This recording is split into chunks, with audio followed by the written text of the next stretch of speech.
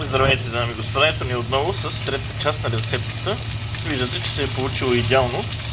На камерата може да изглежда леко така черничко и това е действително си така. Но виждате как до тук е бяло, иначе е готово. Сега почва да се готви от тук сьомгата. И може и за около 30 секунди да обърна и на тази страна, така да съм сигурен, че ще се изпече.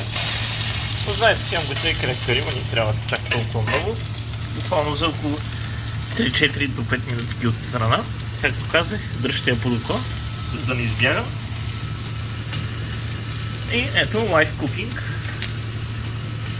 Не е много интересно, но ето тук имаме парченце сьомга.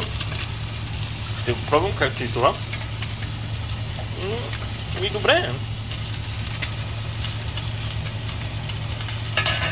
Горе-долу това е за рецепт, тъй че ви пожелавам лека вечер и приятен апетит.